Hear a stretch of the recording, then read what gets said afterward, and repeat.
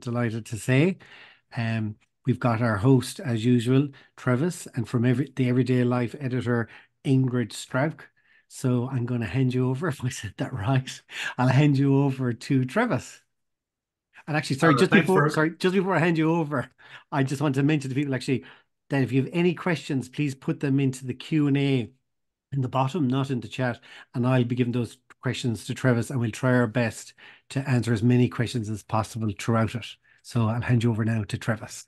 We will indeed. Thank you, Fergal, very much. And hello and welcome to everyone. I'm Trevis L. Gleason. I'll be your host. As Fergal said, this is the final installment of the MS Ireland's Writers Workshop series, at least this series. Who knows what will be coming next? Excuse me. I've got the late summer, early autumn cold here. We want to thank the editorial team of MS Ireland and their blog, MS and Me, for putting the idea for these workshops to the fore. What began as an intended series for the blog writers for MS and Me kind of evolved. Interest expanded, and there was expressed interest throughout the MS community. And then we opened it up to anyone who was interested in writing, no matter their place in the world or their connection to MS. So all of you are very welcomed. We're happy that you're here. And of course, we have to thank MS Ireland for their continued support in bringing this sort of workshop series to us. In past episodes, Emma Rogan and I talked about the publishing process for our latest book, Living Well with Multiple Sclerosis. Jack Murphy led us on sort of an experiment in storytelling and putting that together. Paula Elmore helped us understand both the fairy tales and I suppose the horror stories that can go with the publishing world. And tonight we'll talk about getting your work seen online by an audience, hopefully read online, and who knows where that could lead. With Everyday Health executive editor Ingrid Strauch, excuse me, and Fergal made one of the typical Irish mistakes. I don't know how many times it's called Everyday Life over here for some reason, but it is everydayhealth.com. We invite you to submit your questions to our guest tonight via the questions tab, as Fergal had mentioned. It's at the bottom of your screen. Please don't use the chat function, and we'll get through as many of those tonight as we possibly can. Also, we're recording this program, so it will be available to view again if you happen to miss something tonight or want to go back and hear it again. That's on the YouTube channel for MS Ireland. There's a number of really wonderful videos that are on there. So, Ingrid, you're very welcome, and we thank you for joining us. I suppose I should say for everyone, and as a disclaimer, that you and I have worked together for an awful lot of years. You just told me how many, and I don't even want to do the maths. But Ingrid, being among many other things, she's the editor for the multiple sclerosis content for everydayhealth.com, which I've written for 18 or 19 years now. Ingrid makes my writing far better to read than I actually write it. So I thank her for that over and over. And to start, Ingrid, maybe you should give us a little bit of synopsis of your experience, what you've done in the health writing and the publishing world. I think that'll give all of our viewers a bit of context for the direction that you're going to take your answers and maybe the direction that they want to ask you some questions. So what have you been up to? Um, Thank you for having me, Travis. This is really an honor. I've been an editor in various forms of publishing for decades at this point. I started working at a current events publication, and then I moved into consumer healthcare. I was editing a magazine about diabetes management for a long time. This was a print magazine. And then almost 10 years ago, I came to Everyday Health, which is online only. We don't have any print publications. Um, and so I've had experience as a magazine editor and as an online editor. And there are some differences. There are also a lot of similarities. Yeah, so that's where I'm coming from. So we'll talk a little bit about those differences in particular and some of the similarities, because I know a lot of our writers that are on this workshop are at various levels. Some of them are dabbling with the idea of writing. Some of them have been writing blogs of their own or for MS Ireland, or maybe have done the occasional freelance piece or piece in the church bulletin or whatever. I always say that literally or figuratively, everyone seems to have a novel in the drawer here in Ireland. So the audience that we're talking to is very vast and broad.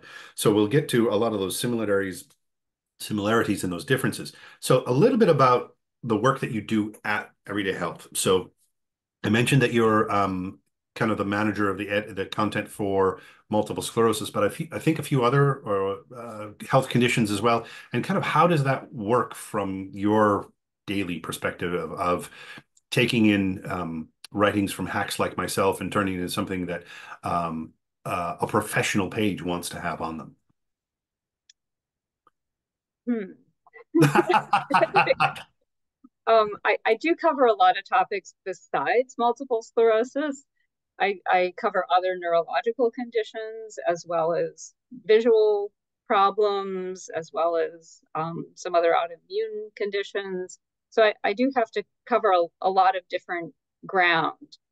Um, Many of the people who write for me are freelance writers by trade.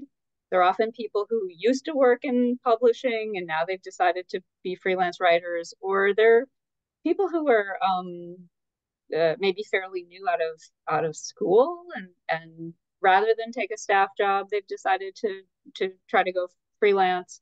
Some of them are healthcare professionals who are writing on the side or writing instead of practicing as a healthcare professional. So those are some of the people who write for us. Then there are people like you who are bloggers. Well, I mean, I think that you could write other things too. You're a very good writer. But the point of the blogs is to give a personal perspective to having a chronic condition. And so that's a lot different from just reading information about it. And so Go that's why ahead. we blogs on the site as well as information articles. And now, I infamously, when the first editor for it back in the day, it was called Health Talk, asked me to write a blog. I said, sure. What's a blog? I think most people kind of understand the concept of what blogs are, but they seem to be in general thought of as a lot more personal. It's sort of a web log, I think, is how the term came. It was almost a diary sort of thing that a lot of people began, and it's different on Everyday Health. Particularly, there's no comments, so people can't make comments back and forth. For a number of years on the MS Ireland website, the blog had lost its comment ability, and when there was that, there was certainly a community that develops around that. But talk a little bit about working with someone like me or your other bloggers, or patient journalists, or whatever we want to call them. How different is that to working with a professional staff writer? I mean, if someone is thinking about, well, maybe I should write for MS Ireland, or see if someplace like Everyday Health has an opening, what can they expect, and what would you expect of them that you might expect differently from a staff writer or a freelancer? Well, I mean, a lot of our bloggers are very good writers. So I think that if they wanted to, they could become a freelance writer and contribute articles. Maybe the difference is that they would need to keep most of their personal, I mean, the other types of articles that we do don't really have a personal spin to them. So um, I guess that's why we differentiate. I mean, I don't think we have much overlap in people who write blogs and people who write articles, Mm-hmm. and that's probably the reason that the people who are writing blogs want to write about their personal experience. Whereas if you're going to write an article, you're going to have to do some research. You maybe have to do some interviews. It's a different kind of work. Mm-hmm. And So do you I, find that the audience a different audience gravitates toward those personal stories than the broader, we'll call them, professionally written stories? Is there a different audience? Do they spend more time on the blogs reading than they do a normal article?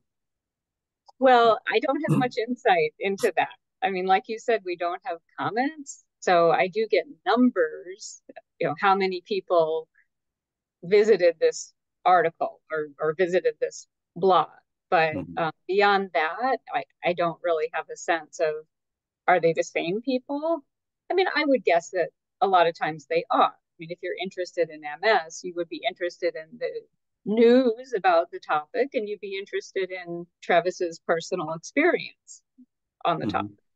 That makes a lot of sense. And I know that over the years that I've been writing for Everyday Health, things seem to wax and wane as far as what gets a lot of traffic. And often I've found, and I've shared this with MS and me bloggers as well, is something that I feel like might just be almost a throwaway piece, just something that I have to get on paper or onto the screen, and it's a little something very personal about something very tiny, um, are the ones that really resonate with the audience. Those are the ones that when I share it on my social media, and we'll talk a little bit about that as well, those are the ones that get the most reactions. So it's a lot of times you as the writer or me as the writer, you don't know actually what's going to resonate with those people who are reading.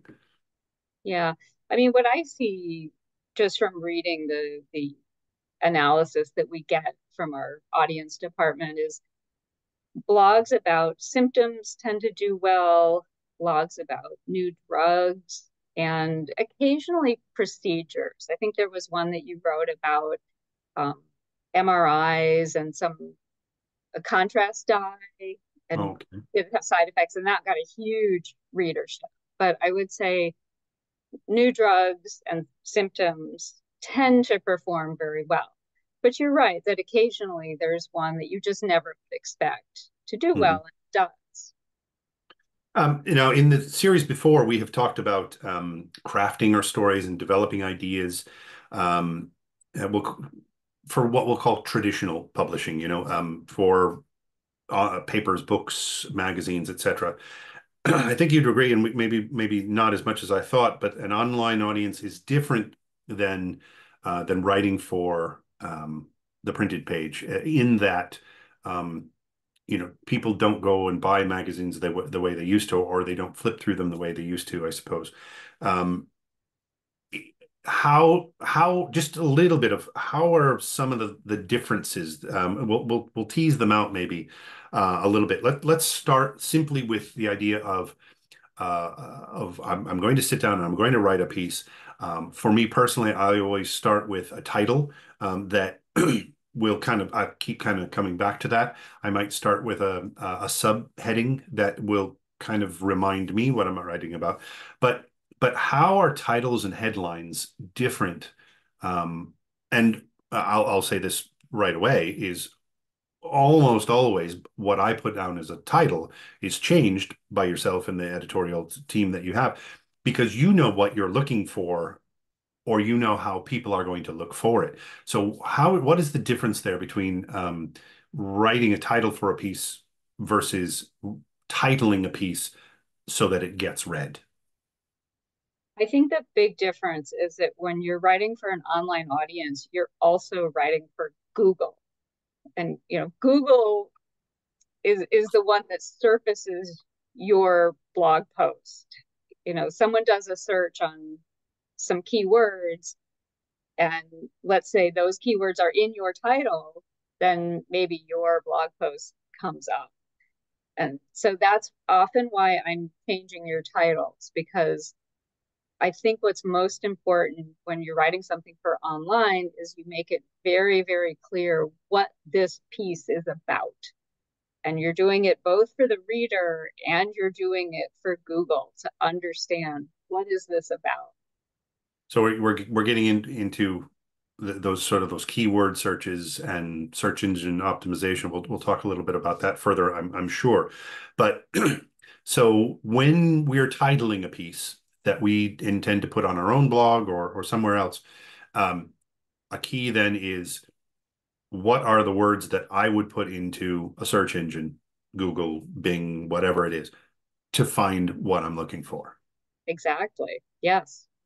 So being cutesy and funny and stuff, and coming up with something that's very literary, doesn't work so well for the algorithms at Google, huh? It doesn't, but I would hate to do away with them altogether. I do feel like, especially if you've cultivated an audience, that it should be okay every now and then to I don't know, have some wordplay or something humorous. But right, I mean, most of the time you want it to be pretty straightforward and to have those key words up front in your headline because that's So, what's something that like multiple sclerosis. Okay, do we put that in the title every time, or can we use MS, or does that somehow come up as it's Microsoft, or if we're writing about a symptom of MS, do we write the name of the symptom and multiple sclerosis, or how? Just general guidelines for someone who's titling something for themselves. I think that would depend partly on where you're publishing it because Okay. my sense is if you're publishing it on the MS Ireland blog, Mhm. you probably wouldn't have to spell out multiple sclerosis all the time because there's the context there of what site is it on. Okay. If you're just doing this independently, it might be a good idea to include those words frequently. I mean, not always necessarily, but um, yeah, pretty frequently. And I think usually, I mean, once you've established yourself as this blog is about multiple sclerosis, I think you can use MS. Okay. Well, Pretty, that's good yeah. to know. Because again, it's context. I mean, Google can figure out that much. Now, I know that writing for a newspaper column is different than writing for a broad page on a magazine, etc. Um, Paragraph lengths, for instance, a lot of I'm nearly 12 years mobile free, but I know that I'm an odd duck in that. Everything I do is on my laptop, but a lot of people are reading this stuff on their phones or maybe their tablets, etc. So, should we write shorter paragraphs than you would normally? Yes. I mean, the answer is yes. A lot of the paragraphs on everyday health are one or two sentences. And if you look at that on a phone, it's a big block of text. So it does seem sort of strange at first, especially if you were an English major and you've done the 5 paragraph essay. But that's what works online, short paragraphs. All right. So one or two sentences in a paragraph, just almost bullet pointing, but not bullet pointing. You still want them to be literary. You don't want this just to be a bunch of sound bites, I suppose. That sounds like a difficult switch for a lot of writers. I know it took me a while to get to that point where I wasn't writing, 6 and 8 sentence paragraphs, etc.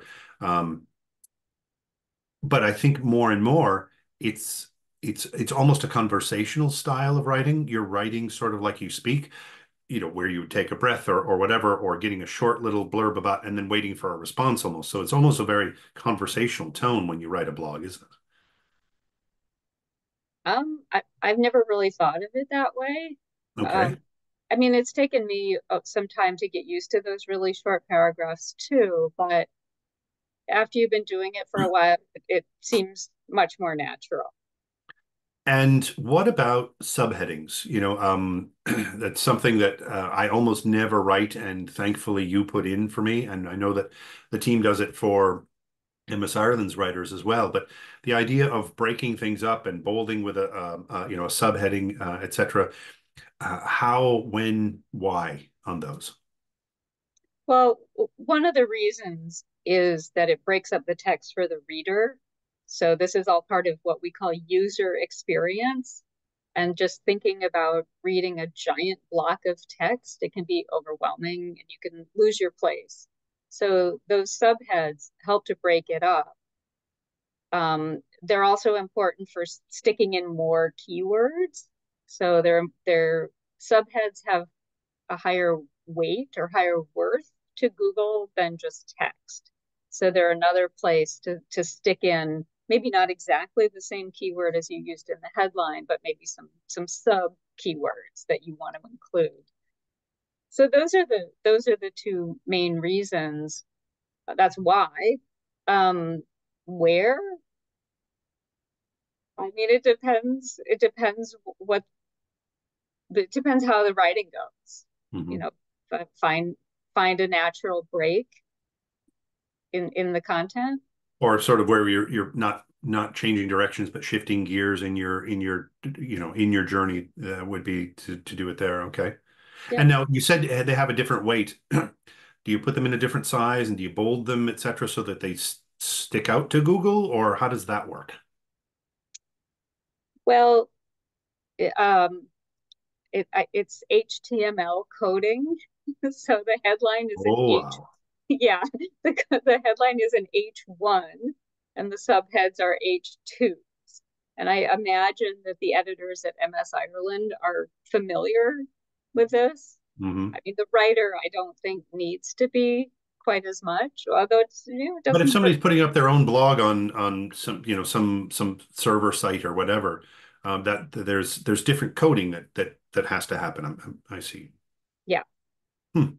yeah. Well, I learned something new myself right there.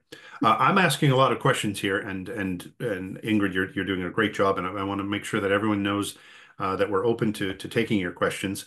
Just do that in the Q&A link there, and Fergal will put them through to me. Back to keywords. That you Do we sprinkle them through the text as well, or is those just kind of live in those titles and subheadings? How do we do it without feeling like we're stomping all over the writing? Right. You don't want to do keyword stuffing. Um, yeah. um, well, I think that once you put them in the headline and you establish this is what this blog post is about, they're going to occur naturally. But I wouldn't make an effort to stick them in purposefully. Once Okay. you've established like this is what it's about, now just write about it. No, just right. Well, that's good. How long is a blog post? You had talked there about blocks of text, etc. There was early on in my diagnosis, I think it was right around the time that I started writing, I was looking at other people's writing. And I always say to any new writer that be writing is sort of like being a chef. You have to eat other people's food in order to develop your own palate and make your own judgments on food. Writing, you need to do the same. You need to read other people's writing, etc. And certainly if you're trying to look at blogs, and that's kind of your entry point into writing, you've got to read other people's. And there was one that was absolutely brilliant content. It was amazingly written. It was really wonderful.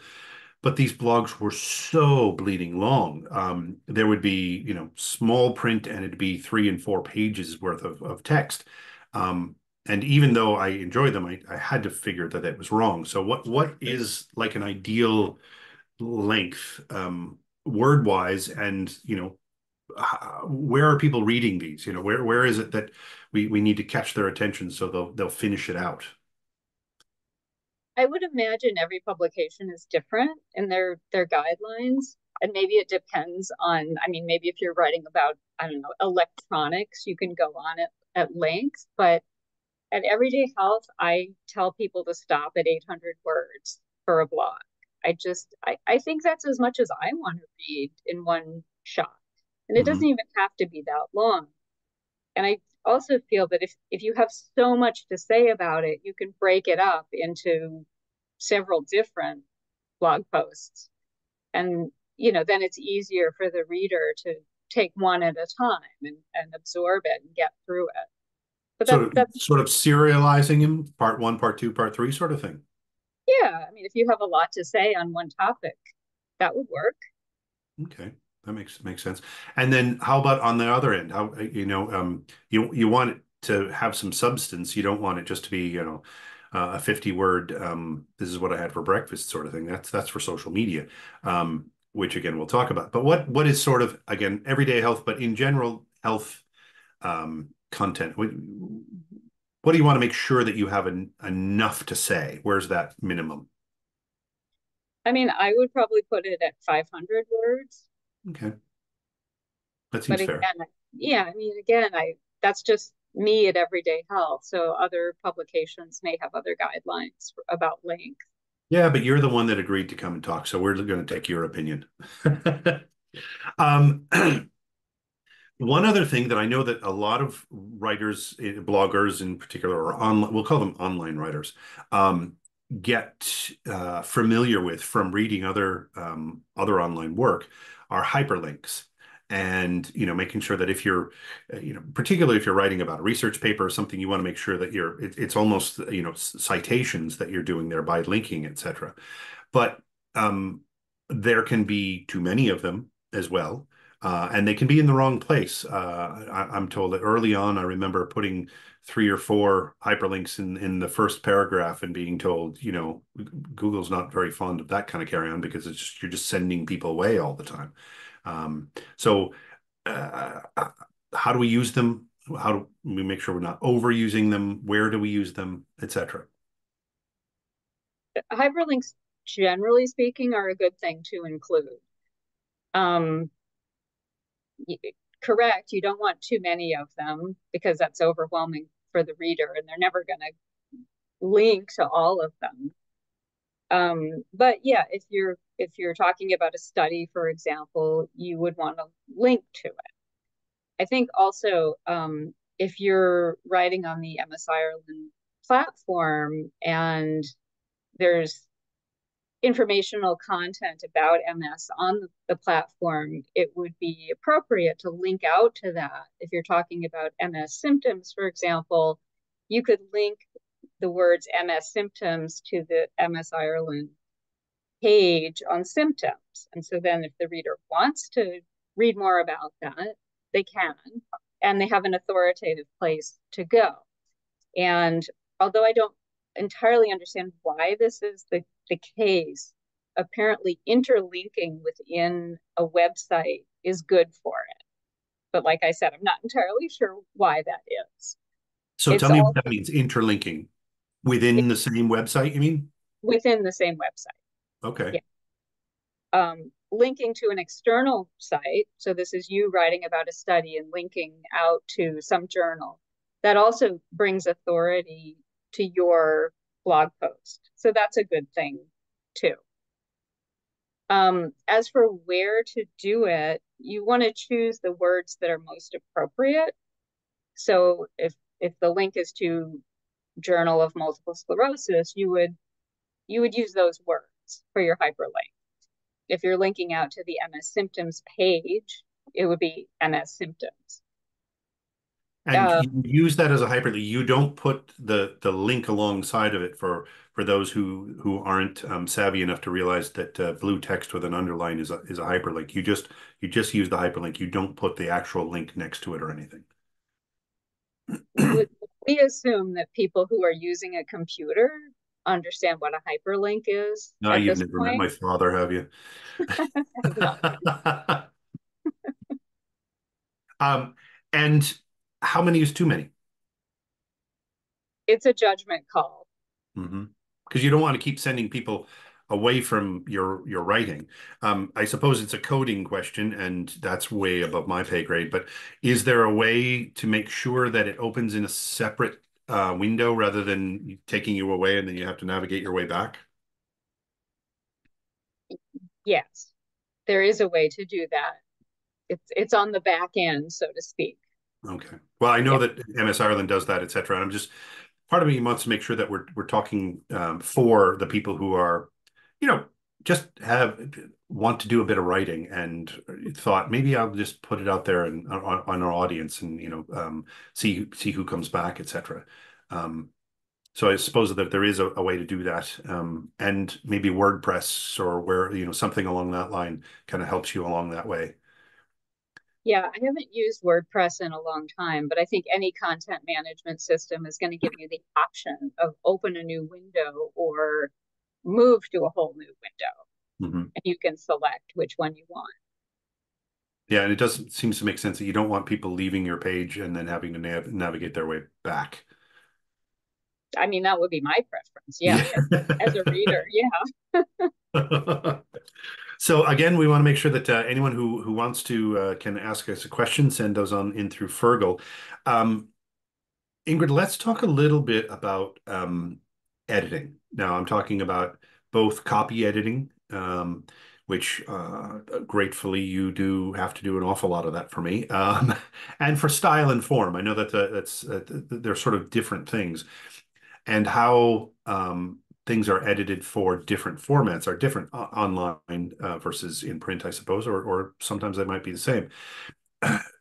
You've given us a lot to think about when we're talking about how to write the pieces down.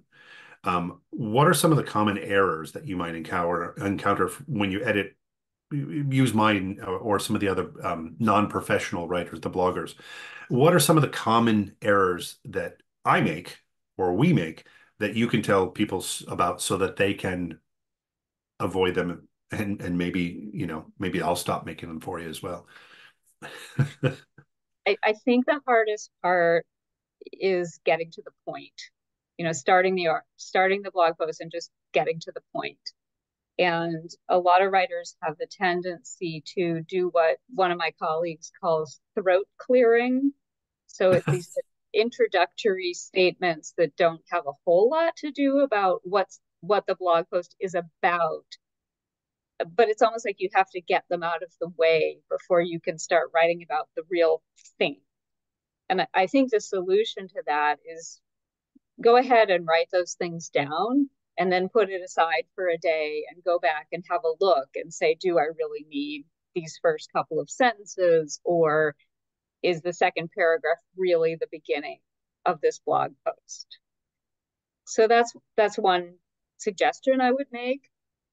Beyond that, I would say that a blog post needs to be fact checked just as much as any article, because you want to get any sort of place names, dates, people's names. You want to get those spelled correctly.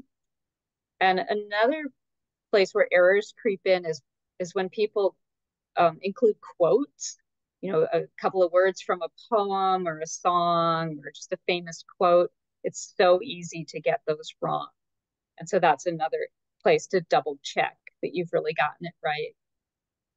You speaking of that, can we run amok of copyright issues when we quote a song or without fully citing where it's from and who wrote it and who published it and its copyright date and all that? I mean, the web is a place where everybody can find everything. So do we have to be careful if we're doing that sort of thing, quoting someone or another work? You can quote a couple of lines. I mean, I don't remember off the top of my head what the extent is. I mean, there's a point at which it's too much. And, if you want to be quoting an entire poem, for example, you better look that up and see what the copyright rules are. It might be in the public domain, but if it's not, then now you've made an error that you don't want to make. And I suppose, I mean, what's the worst thing that's going to happen? You're going to get a cease and desist letter from someone's lawyer, and you're just going to take it down, right? Yeah, yeah. I mean, most of those things are going to be honest mistakes. We don't want to scare people away from writing and putting in a line, from Winnie the Pooh if that happens to be appropriate to their MS stumble or something along that line, I suppose. Any other typical mistakes that you get from the patient writer? I mean, I can't think of any off the top of my head. I think that if you're writing for a particular outlet, you want to double check their guidelines to make sure you're really delivering what they want. Mm-hmm. But, once you've done that, I think, you would just want to respond to any particulars that an editor comes back to you with. And let's get on to that a little bit, the editing part. And we talked a little bit about with Paula Elmore, who's does a lot of editing for published works in the print world. Um, uh, we writers tend to have kind of thin-shelled egos sometimes, and And we can tend to feel like, when something is being edited, that the soul is being ripped out of it, or that it's not my words anymore, etc. Um, kind of give us your point of view on why we'll call it heavy editing, or some of that stylistic editing has to be done, to fit a platform's style guide, I suppose. Yeah, some of it might be to because of the style guide. I mean, when I edit blogs, one of my priorities is to preserve the writer's voice. And I think that if you really feel that the soul is being ripped out, then maybe that's not a good publishing platform for you. True. Um, why would heavy editing be done? I know that a couple of the things that I look for and would edit out or would ask the writer to take out is any hint that the writer is giving medical advice. So if you're writing about a chronic disease, you want to write about your experiences, but not say, here's what I tried and therefore everybody else should try this too. So that would be one reason that I would, I guess, edit pretty heavily. Um, trying to think. Now I'm blanking on what the other example was. Oh, cause and effect statements when there's no proof that one Mhm. thing caused another. Those things can come up also, I think, when people are writing about their experience with a health condition. There are a few words that I find that there are phrases that come out when I'm doing, particularly writing about research papers, etc., because so often it's the could be's and maybe, and denotes further research and all that. So it becomes, you get this great headline from a research paper and you start reading it. It's very exciting, but then they almost have to put their disclaimers in at the end saying, this is only this stage and we need to do this more, and this appears to be, but it's very rare that you'll get, and I'm thinking of one in particular. It's some research that was done very small scale, on intermittent fasting and multiple sclerosis. But the results seemed so dramatic, even on a small study, that rather than saying only that it warrants more research, the authors there said, while this warrants more research, there's no harm to be done in doing this. So at this point, as researchers, we are recommending it, even though it's not further proven, because obviously they had taken into consideration that it doesn't break somebody's arm to do intermittent fasting, and it looks like it's going to be very, very popular, very helpful. So, but I do find that when I'm writing something and it sounds very exciting, that I have to make sure that I pull back at the end to say, but more research is needed. And I almost feel like I'm failing my audience, because they must be as excited as I am, and then I have to, throw some water on the fire at the end of it, saying, oh, and by the way, it's going to be 7 years before we see the research for the results of the next study. So it can be very frustrating when that kind of thing comes up. Um, at MS Ireland, we've got a volunteer editorial board, and they did deal with like assignments and deadlines, etc., and with copy editing, and we're very grateful to that team. Then there's an internal staff which makes up some of the professionals. They take care of the finer details, the formatting that we've been talking about, and the coding and getting the work posted. And I've seen, well, pre-pandemic, I've seen the Everyday Health offices there in Manhattan, and it's pretty well staffed. It's broad. There's a lot going on, when you're trying to get a piece out there. Um, for those people who are using one of those online publishing platforms that we were talking about, the WordPresses or whatever the other ones that are out there, and they're going to go it alone, what are some tips that you might give them from the professional side, how you do things that would work on that more personal, published blog? Well, I think I would suggest that they find a buddy who could act as their editor, who could Okay. read over their, I mean, it could be another blogger or just a friend who's got a good eye, but it really helps to have a second set of eyes on something that you've written, um, to make sure. Because I suppose spell checker and grammar checker, they're not good enough for that sort of thing. Well, it's more about that second person confirming, like, yes, I understand what you're writing about here, Okay. and you've been clear, and I understand it, and anybody reading this will understand what you're getting at. That's what you want to hear, but probably what Yes. you'll. Or it's probably very helpful to hear, what do you mean by this? Yeah. Yeah. And I've gotten a few of those from you. I'm not sure what you're trying to say, Trevis. To which I'll usually respond, neither am I, Ingrid. Um, now, what about the use of technical terms? I just said, what about? I'm sorry about that.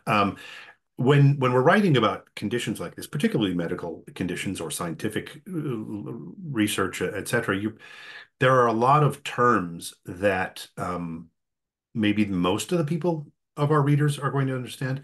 Where do we sort of draw the line if we don't personally have a relationship, via comments, et cetera, with all of our readers? Where do we draw the line of assumption that people are along with us? And when do we have to go back and make sure that we backfill that when we're talking about something? I submitted a piece just recently having to do with certain fat receptors that come from the gut and all this. And I had to make sure that I felt like I was, was bailing as much as the water was coming in, et cetera. But where do you sort of have to draw the line of, okay, you have to assume that the people that are along with me understand a certain level? Yeah, I think it's really hard to figure out what that level is, and I would err on the side of including explanations. Um, instead of saying, EAE mice, I might say a mouse model of MS, for example. So I would tend to go in the direction of explaining scientific or technical terms, just because there may be someone who was just diagnosed who's come across your blog, and they're not going to know all of that stuff.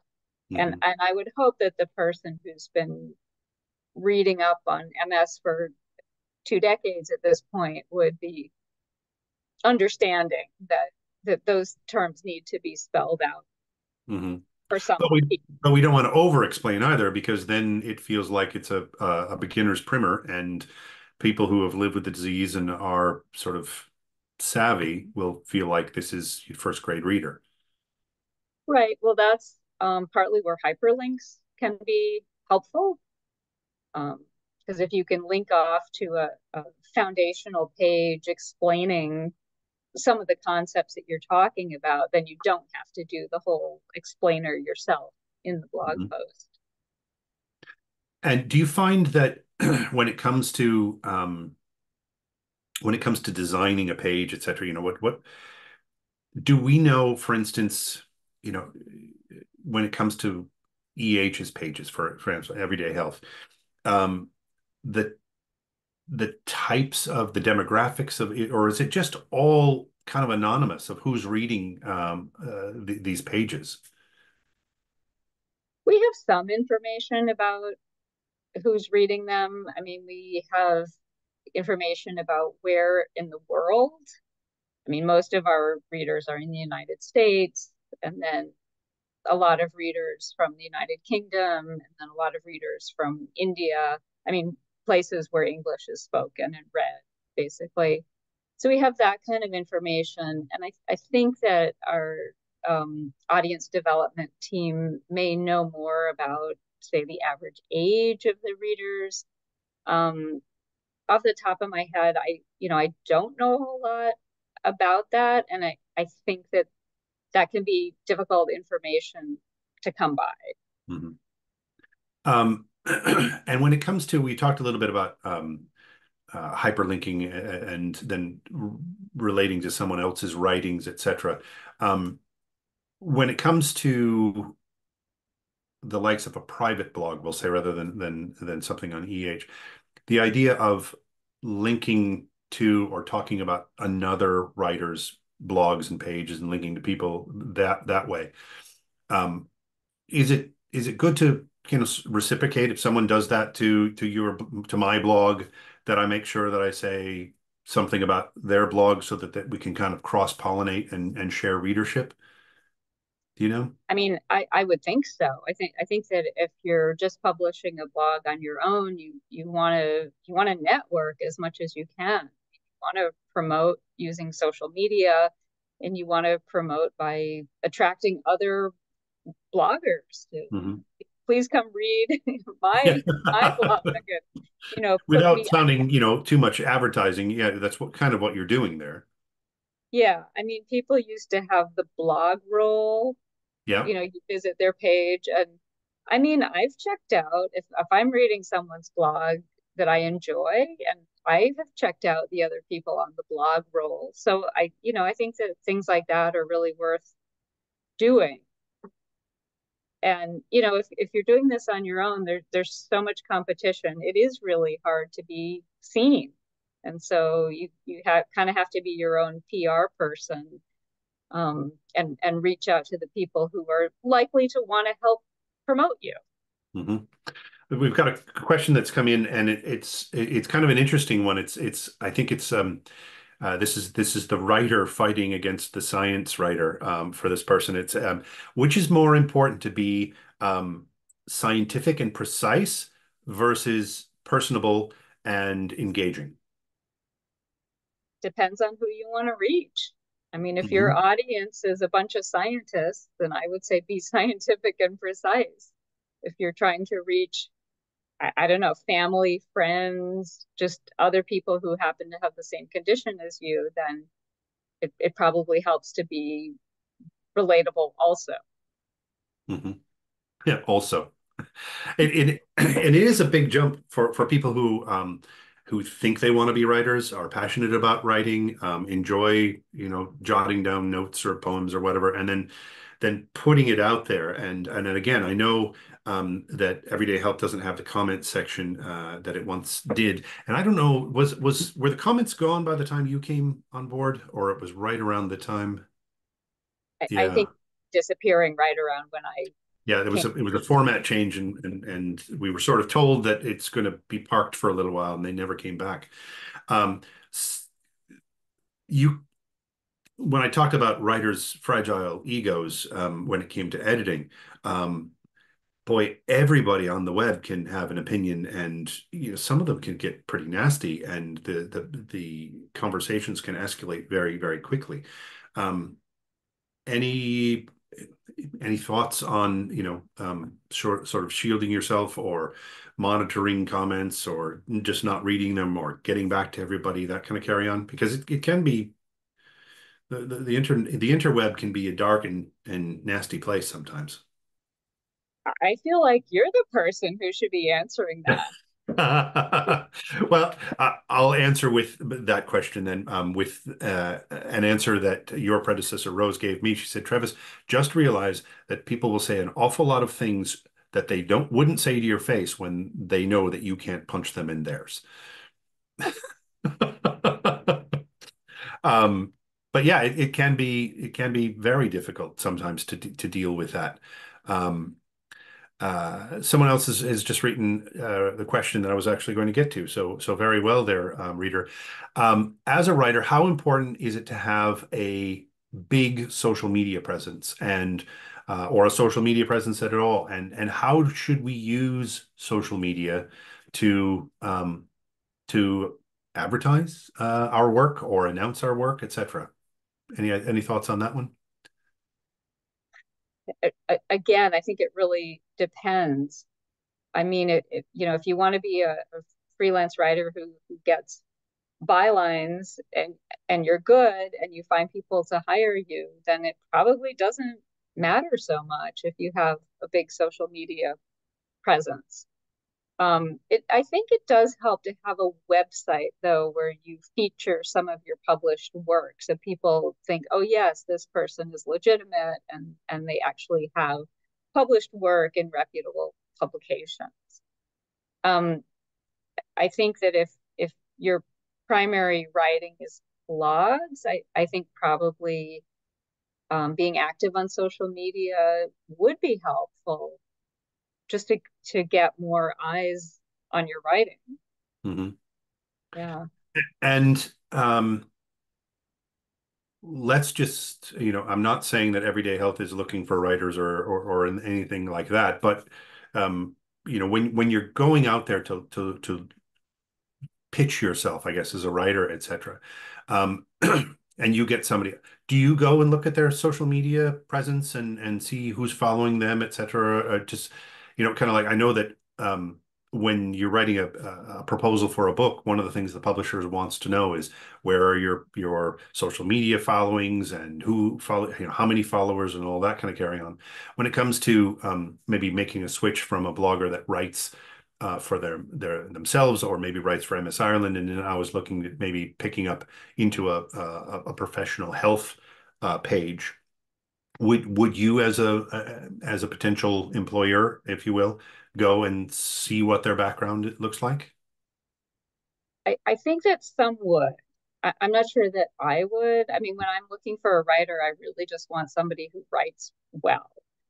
But it is true that, let's say Everyday Health, we're adding a new blogger and that person happened to have a giant social media following. Well, that would be a plus because they're going to bring that following with them. So a couple of things. What works really well and what doesn't work when it comes to writing about health conditions? I know that's sort of out of the blue and that's big picture. It's like, what's your favorite, whatever. But, what in general, you talked about symptoms, you talked about treatments, etc. Is the newest, the latest, sort of something that we should try to, or is the shelf life on that just so short that it doesn't make sense to write about it if you want it to live on for a while? Well, on Everyday Health, some of the articles that get the most readership are news stories. So I Mhm. think people are definitely have an appetite for news. Now, a lot of those news stories are about things like Ozempic. There's this built-in interest in those drugs and, anything having to do with weight loss, anything having to do with, I think, certain food products. So if news is something that you enjoy following and enjoy writing about and you're going to be writing frequently, then I would say go for it. Write about news and and then see how it goes, see what kind of readership you get. But if that's not where your passion lies, then it's going to be a slog to write about news when that's not what you're interested in. So to some degree, I mean, if you're writing as a blogger, I think you need to write about what you're interested in. So it's If the you're old, you do what you love and the money will follow. If you write about what you would like to read about, if you write what you enjoy writing, then the following you're going to get is going to be a more organic following to you and your style of writing, and then the things that you choose to write about rather than, sort of an assignment writer. right, I mean, if you want to be an assignment writer, then you need to take whatever assignments it is that the publisher is giving you. Mhm. But Our time is rolling along here, as it always does, and we've covered a lot, but there's always so much more to discuss. One of the things that I'd like for all of our viewers to know is that in the new year, MS Ireland will be putting out a call for bloggers. So we'll be looking to add to our cadre of bloggers. So if it's something that you're interested in, make sure that you keep an eye on MS Ireland's social media platforms, etc., or you can drop a comment in to Fergal so that he can see that. But you want to make sure that that you catch that when it comes out. It'll go into our newsletter, etc., as well, because we'll have certain criteria of what we want you to write when you apply, etc. So if you'd like to write about living with multiple sclerosis, we're going to want to talk to you. And I guess when it all comes down to it, um, we write for ourselves first. Um, but then if we're looking at getting out there and putting it out there, we have to realize that our words will have some weight, and we're going to have some people that disagree with us, and that sort of carry on, as we've talked about a little bit there, when it comes to comments and all that. So just be ready for them, and be ready to just, dislike or disallow anyone from posting there. So I suppose, Ingrid, have you any final thoughts when it comes to this group of people who are watching this program, who are at best folk writers, or just maybe they want to get out there ahead of someday publishing a book, and want to grab an audience, etc. Any comments about the online world of publishing, and final thoughts on how to make sure that people see what we're writing? Well, I mean, one thing I would say is keep trying. I mean, I think you'll get a lot of refusals, if you try to approach a large platform and say, "Hey, would you like me as a blogger?" You're going to get a lot of no's. Um, I I would say keep trying and keep looking for other outlets um, to publish your work. Um, what was the rest of the question? Just making sure that, for people who want to do that, how do we get what we have written seen by the likes of just everyday Joe Soap readers? Yeah, I mean, I think that writing with clarity, keeping in mind that it's got to be really clear what your writing is about, that, that's gonna help a lot with organic search results. Search results. They're going to come looking for you, but you have to make sure that they can find what you've written. So you've got to write in a way that they can find it. That's Yeah. fair enough. As always, our time has come quickly to an end. Ingrid, you've been kind and you've been generous, and we appreciate the time that you've spent with us. I know that you're over in New York, so this is a whole different time zone for you, etc. And we appreciate it, and our writers and our audience appreciate it. So for everyone, this concludes this series of MS Ireland's Writers Workshop. We hope that you found them interesting and informative. I know that I have, and I've certainly enjoyed having chats with colleagues and friends that are out there in the business. All of the videos, including this one, are available on MS Ireland's YouTube channel. And if you want to leave any feedback, don't hesitate to get in touch via email or dropping a comment in there, and because we want to know what you think. Until whatever brings us together again, I'm Trevis L. Gleason on behalf of MS Ireland, wishing you and your family the best of health. Cheers, and back to you, Fergal.